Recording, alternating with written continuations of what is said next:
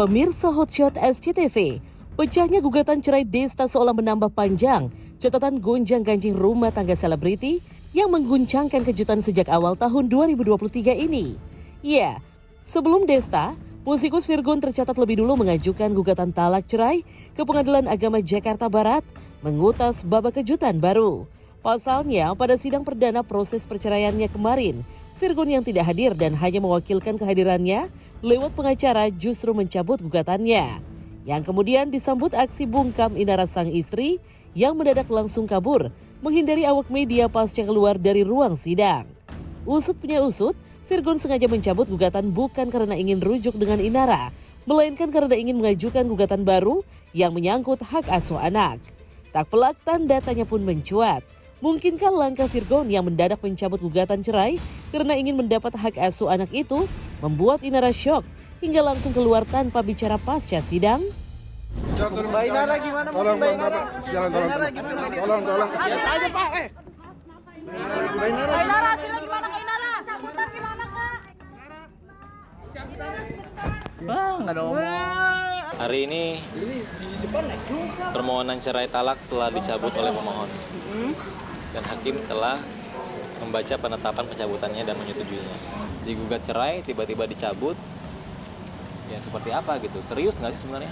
Anak-anak ini kan masih di bawah 12 tahun semua, ya kan? Bahkan yang pertama saja masih homeschooling gitu, karena khawatir lah terkait kondisi sekarang ini, ya khawatir. Hanya Ali yang sekolah. Nah, jadi jika mereka berpendapat bahwa dengan mencabut maka bisa mengambil, ya salah itu. Ya karena di dalam Undang-Undang Perlindungan Anak itu ada pasal pidananya, ya. Memisahkan antara anak dan ibu itu pidana. Saya tegaskan kepada Bapak Virgon itu pidana.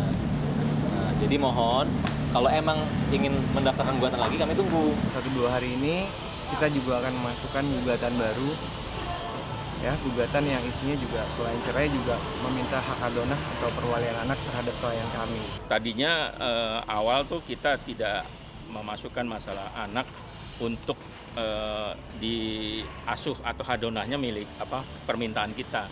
Cuma di belakang hari keluarga sudah berembuk bahwa hadonah yang tadinya kita mau asuh bersama, kita hadonahnya akan kita minta.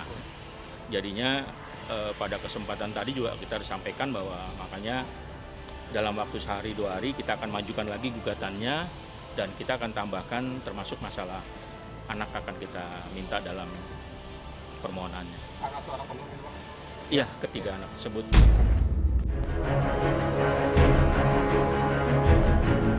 Tak pelak tanda tanya pun mencuat, bungkam dan mengambil jurus menghindar menghadapi pengakuan Inara yang mengungkap dugaan perselingkuhannya dengan wanita ketiga. Mungkinkah diam-diam Virgon sedang menyusun langkah untuk bertarung memperebutkan hak asuh anak dengan Inara? Entahlah. Yang jelas Sandi Arifin tim kuasa hukum Virgon mengulik sedang menyusun strategi mencuatkan kejutan. Pasalnya tidak hanya mengaku memiliki bukti dan saksi baru untuk mendapatkan hak asuh anak. Pihak Virgon pun mengaku akan melaporkan tindak pidana dalam waktu dekat. Mungkinkah Virgon akan segera menabuh genderang perang dengan Inara untuk memperebutkan hak asuh anak? Kita mempunyai bukti, kita mempunyai saksi yang baru yang telah kita simpulkan dan telah kita analisa bersama bahwa insya Allah kami yakin akan mendapatkan hak adonah atau perwalian anak kepada klien kami, Mas Virgon. Dan dalam waktu dekat kita juga sudah berdiskusi bersama manajemen dan keluarga, ada unsur dan tindak pidana yang kita akan laporkan. Kita lagi menyusun konstruksi hukumnya. Kita tinggal tunggu kapan klien kami sudah siap untuk membuat laporan.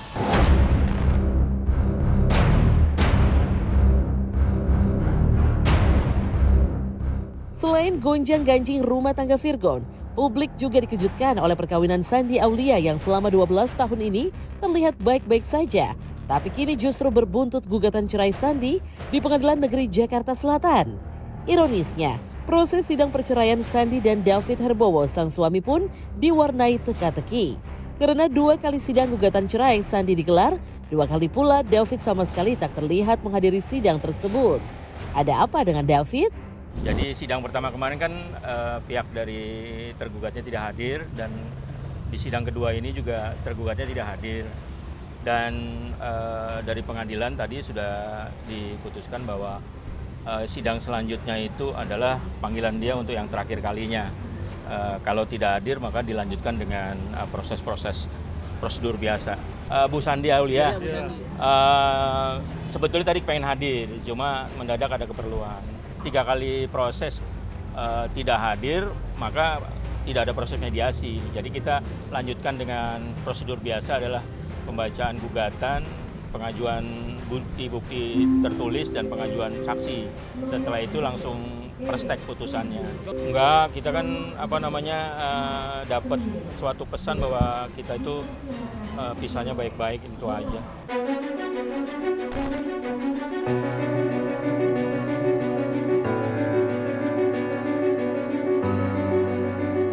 Jika rumah tangga Sandi Aulia kian mendekati jurang perceraian, gonjang-ganjing juga mengusik rumah tangga artis Christian Sugiono dan Titi Kamal.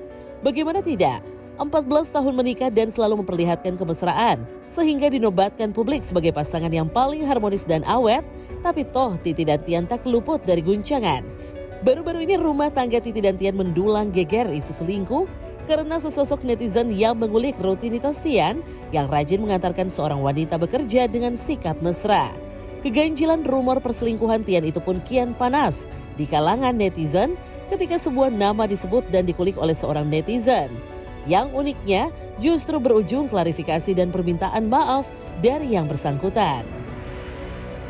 Mbak, lain kali kalau mau nge-spill tentang perselingkuhan tuh yang detail. Sekalian namanya, bapak ibunya, fotonya yang detail itu. Sekarang Mbak spill. Jadi nggak mengiring opini ke saya. Ini orang-orang kiranya saya, padahal kena juga kagak sama si CS itu ya kan. Ih, kesel deh. Di sini saya ingin meminta maaf dan mengklarifikasi mengenai pemberitaan atau konten yang saya unggah mengenai dugaan perselingkuhan Hana Hanifah dan Christian Sugiono. Saya memastikan dan meminta maaf karena telah menyebarkan konten hoax di sosial media. Saya berharap Mbak Hana Hanifah dan seluruh orang yang merasa dirugikan atas video tersebut bisa memberikan maaf kepada saya. Jangan dekat-dekat. Jangan dekat-dekat sama yang gosip-gosip. Pokoknya bahagia-bahagia aja. Jangan sampai ada yang serem-serem. Sebenarnya kunci harmonisan dari keluarga kita di keluarga semuanya. Yang penting komunikasi, kompromi, dan udah sih. Salah satu kunci awet dalam hubungan, kita harus tetap punya quality time sendiri, berdua, sama keluarga. Romantis ya kamu ya? Kata siapa? Kata netizen. Iya seneng sih, yang jelas sih bersyukur, alhamdulillah gitu ya. Mudah-mudahan kita berdua selalu awet dan bahagia, itu kan yang paling penting kan. Adem-adem aja deh, nggak usah ada drama, yang baik-baik aja, happy-happy aja, intinya gitu. Dan aku ya bersyukur lah punya suami yang baik, kayak yang ya. Makasih ya udah jadi suami yang baik ya.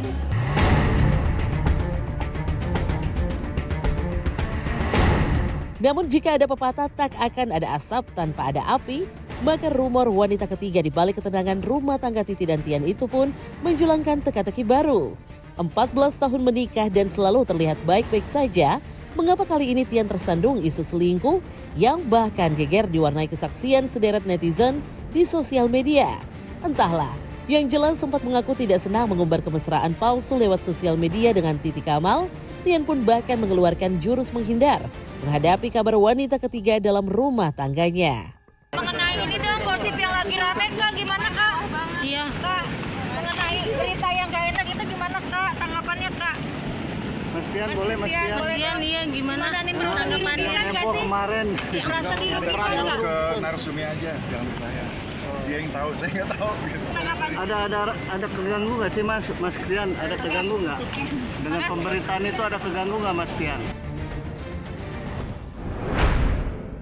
Miris ya pemirsa atas banyaknya selebriti yang ternyata rumah tangganya sedang di ujung tanduk. Semoga saja mereka mendapatkan solusi yang terbaik atas permasalahan yang tengah mereka hadapi. Sementara itu di lain kisah, momen seru penuh kejutan di balik kemenangan Timnas U22 di final sepak bola SEA Games 2023 kemarin.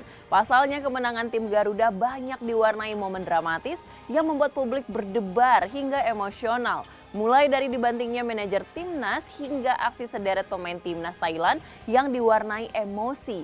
Nah, seperti apakah kisah di balik momen dramatisnya kemenangan yang akhirnya diraih timnas Indonesia pemirsa? Kisahnya sesaat lagi hanya di Hot Shot, berita selebritis paling hot.